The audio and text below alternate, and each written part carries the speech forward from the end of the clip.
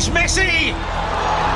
It is the cleanest of clean finishes from the best on the planet. It's time for the biggest sports stories. Liverpool, the champions of Europe, on top of the world. The biggest interviews. That such a great spectacle is ruined by such thuggish behavior. And all the analysis right here. He's the one player that has the arrogance to think that he can play in any stadium in the world and any pitch in the world in front of any player in the world and take them on. Every weekday, it's my sport, it's your sport. It's ZFM Sport. Let's join the team for the biggest show in the world of sport on ZFM Stereo. My station, your station.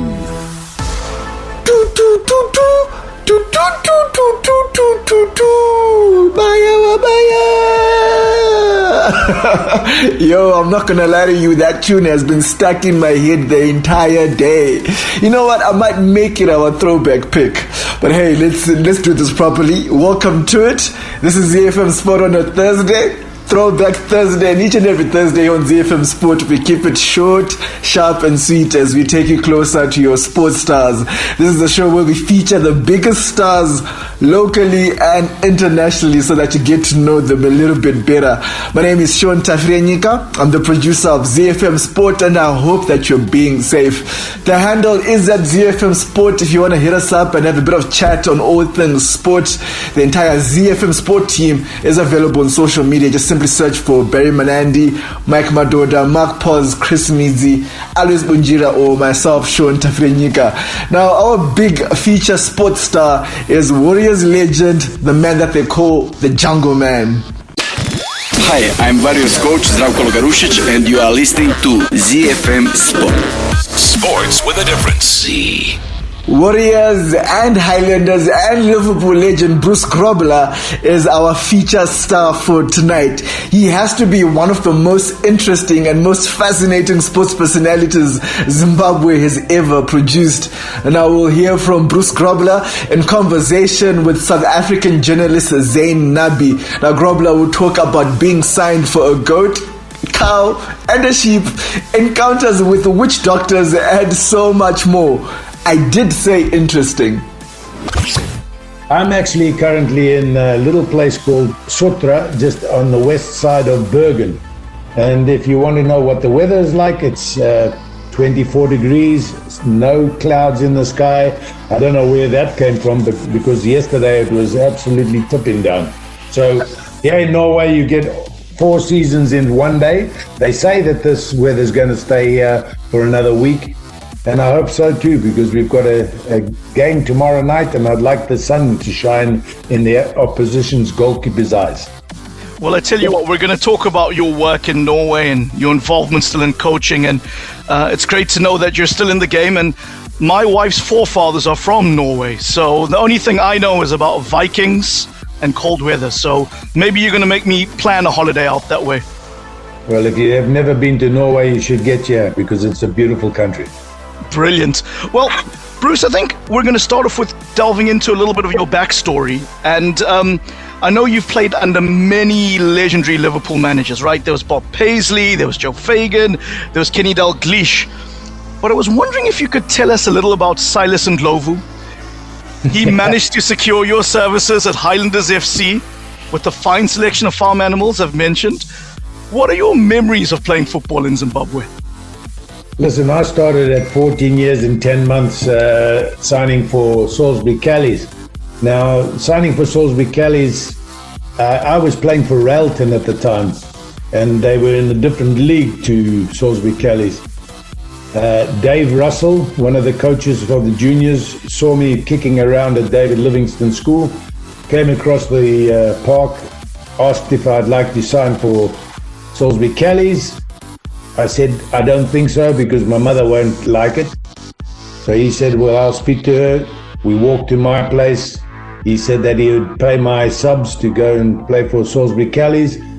And the next thing I was riding my bike 3.5 miles to go to Salisbury Callies. That weekend or 2 weeks after I signed to play in the juniors, I signed for the first team. Now I needed to sign the semi-professional contract because I was still at school. I did that. I got $10 for my signing on fee. And when you played in the first team, well, the juniors got $1 for a draw and $2 for a win. And I played 3 games for the first team, and then I left and we went to, my mother went to Bulawayo, which is 500 kilometers away. Now on the way there, of course, Salisbury Callies wanted to retain my services, so they phoned all the clubs in Bulawayo. And there were 3 clubs at the time.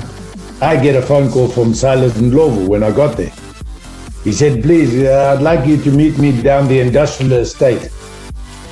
And I said to my mother, where's the industrial estate? She says, you don't want to go there at night. Go on, tell us about that.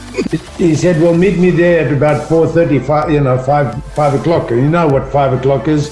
4:30, the shifts close.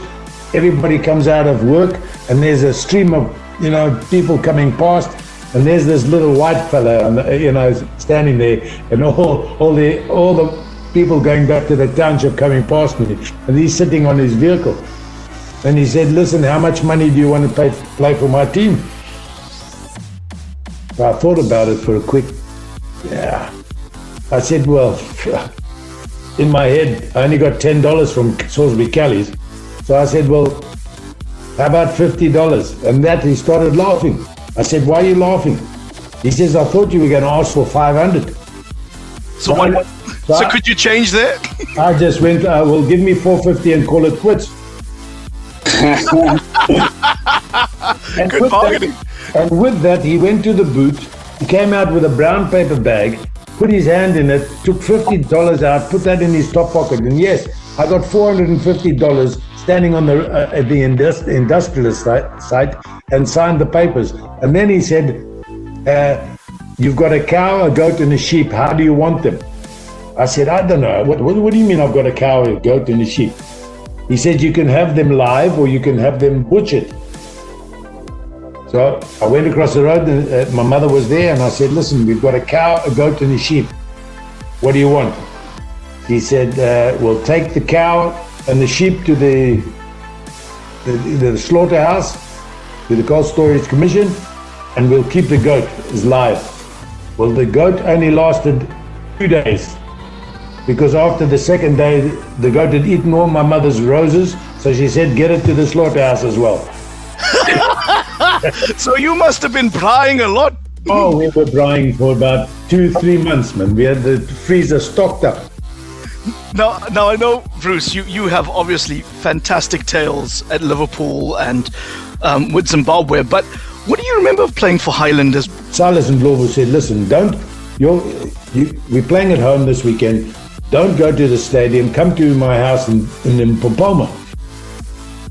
So I get there to this little house in Limpopo, and I walk through there's a big fence and a gate. I walk through with my bike, and I look over left, and there's a tree, and there's 3 or 4 of my teammates standing around the tree with no clothes on. So what? Explain that to me. So I get to the door, put my bike down, and Silas Ndlovu says, here's your chair, take all your clothes, that's the room that you're in, take all your clothes off and get by the tree. So I had to walk out butt naked to the tree, and then when all the team was ready, we stood around the tree, and then the witch doctor came and put all the little muti on our backs and our head and everything, and then we got changed, went to the field, and we played. Wait, and this is something that people who are not familiar with African football is the muti, the medicine man, the shaman. Was that something that was just you became accustomed to in football on the continent? Well, when you start as a young boy and Salisbury Callies, now starting with Salisbury Callies, we went to the teams like Mangura Mine, where they had 2 donkeys on the pitch, and to get them off, they wouldn't get the donkeys off. So when you went on and tried to pass the ball around, the donkeys get in the way, and we ended up losing there 8-1, the first team. And so someone told the guys, listen, when you get there, the next time you go to Mangura, or if you're going to go to Wangi, they'll do exactly the same, or Rio Tinto, they'll do exactly the same. If you got a goat or a donkey on the pitch, make sure that you take that donkey off the pitch and put it on the outside of the fence, and then get 2 of your guys to go and stand on each post and pee on the posts. What does that do? Well, to take away their medicine. So that's what we did. And then we end up winning. So and you kind of think about it, and if it happens all this time, you get used to it. Now, coming to the African side in Matbile and Highlanders, geez, we had this witch doctor come with us all over the place. On the bus, we go to Guero, play in Guero, Ascot Stadium, and we win because the witch doctor's done something. I don't know. But I know for a fact that 2 of our guys at the back of the bus were smoking Zol, and then they're the best player in the park. That was Zenzo and Lovu and Kumalo. Deepers, what do you...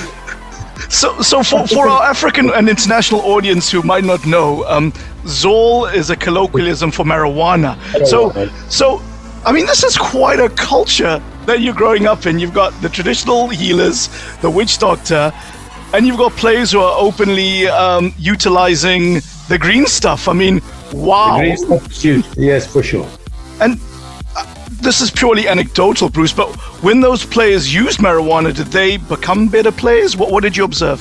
Okay, Zenzo Ndlovu was a centre half. He was about 5'10", but if he had to jump against a 6'10" guy, he would win in the air. It just made him fly through the air. And when he took off, for that ball, heading the ball, he'd win it every single time. And Bruce, since you've brought this up, I was going to bring this up much later in our chat, but we've got a question from Lindsay in Cape Town pertaining to the subject. Good morning. This is Lindsay from Kuilsrivier, Cape Town. A diehard Scouser since the 80s when Bruce Grobbelaar was our goalkeeper for many years. Just wanted to pose an interesting question.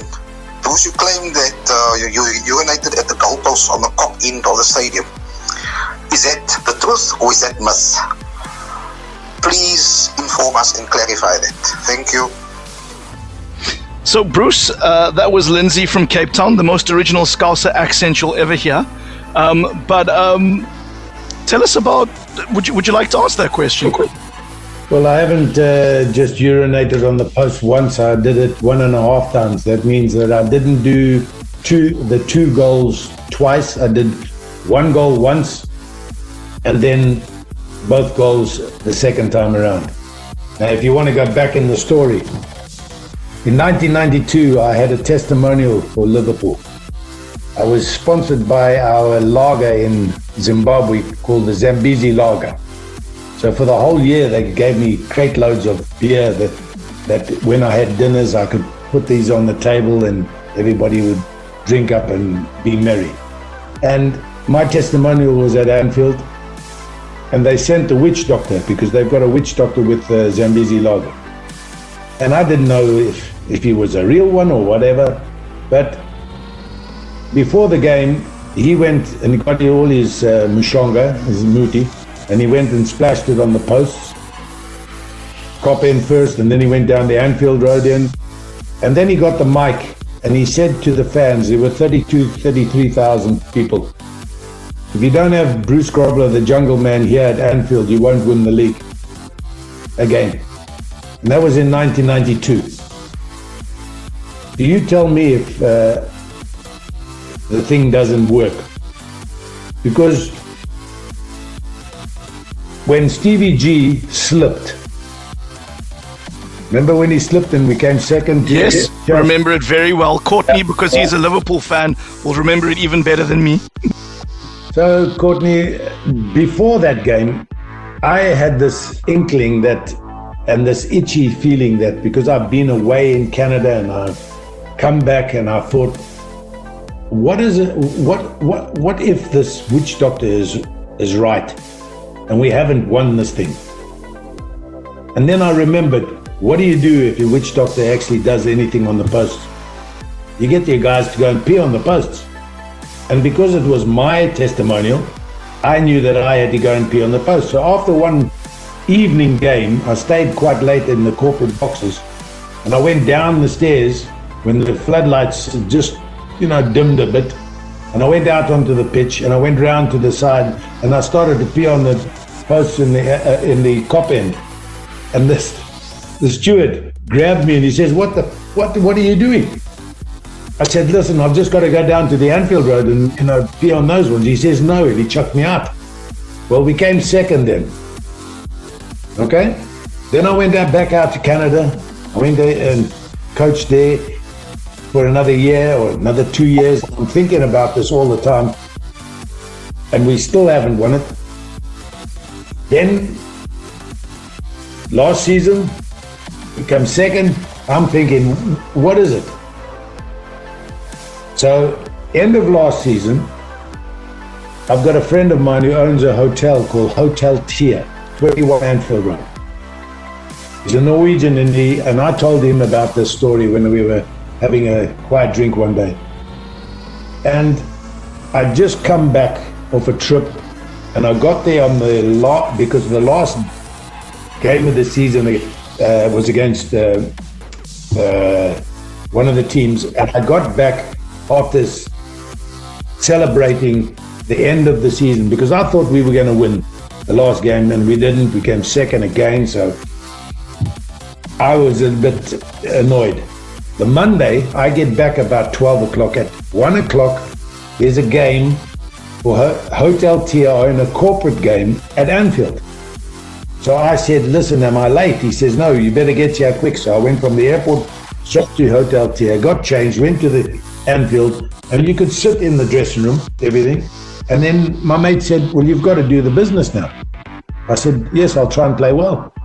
He said, no, you're going to have to finish what you started. And that clicked.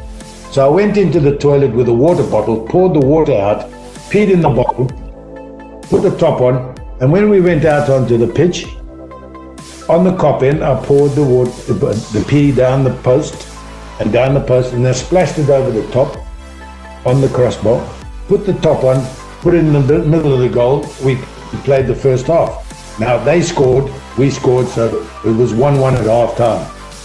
We switch over to the other side, and I did exactly the same. Right? We still level, 1-1. Finished the game, penalties. One penalty each, it's sudden death. So we scored. I've done my business with the posts on that side and splashed it. I end up saving the penalty that side. We win the Corporate Cup. And from that day until now, Liverpool first team have not lost a league game at Anfield. So you tell me if it's not right or wrong. Wow. I'm sorry.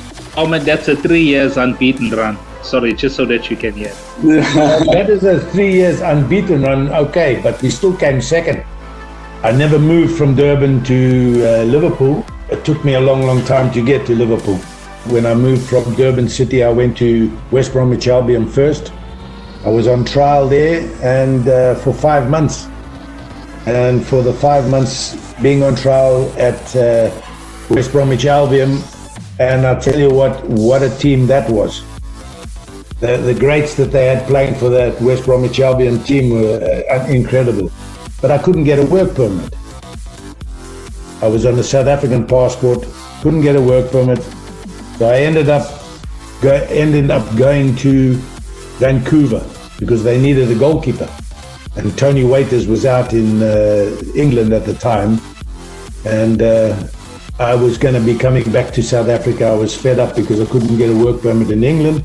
And Colin Addison said to me, listen, Bruce, I know you're going back to Africa, but please do yourself a favor, beg, borrow, or steal a vehicle, get yourself to Derby County today. And this was in the morning because Tony Waiters wants to see you there. He wants to have a little session with you and see if you're what he wants.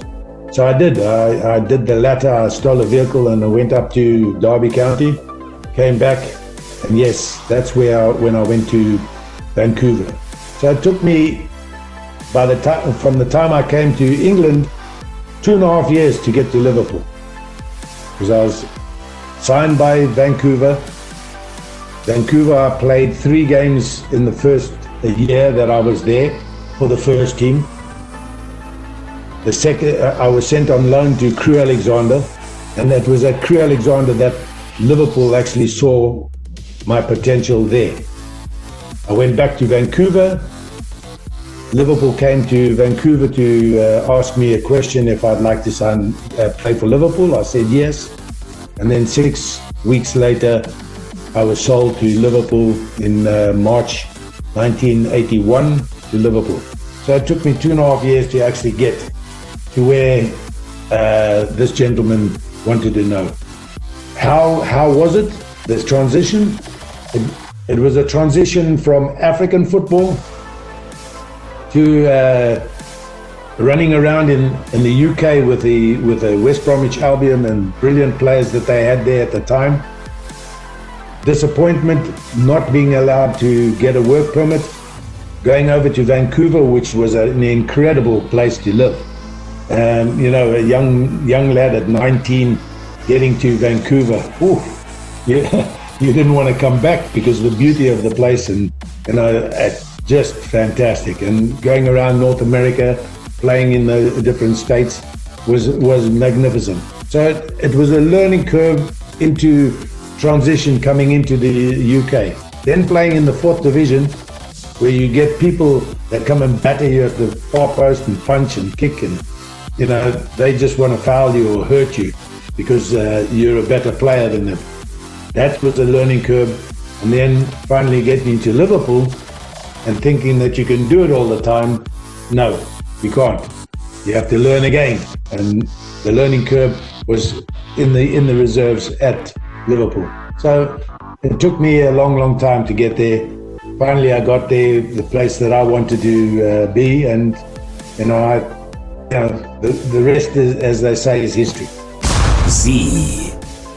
Yo, I could listen to the Jungle Man talk on and on. In fact, if you want us to do a part 2 on Bruce Grobbelaar and get more stories from him, let me know on social media. But unfortunately, time has run out. We gotta go. The full team will be back tomorrow for ZFM Sport on a Friday, Fire Friday, so make a date. And for the throwback tune, I'm actually gonna go with Tanga Wekwasando. The song is Vakomana Vekwedu.